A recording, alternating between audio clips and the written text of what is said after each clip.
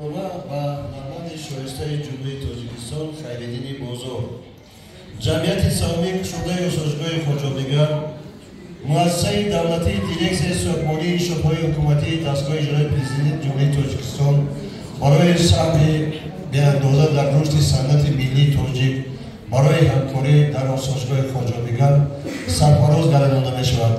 مرحبا خیرالدین بازار.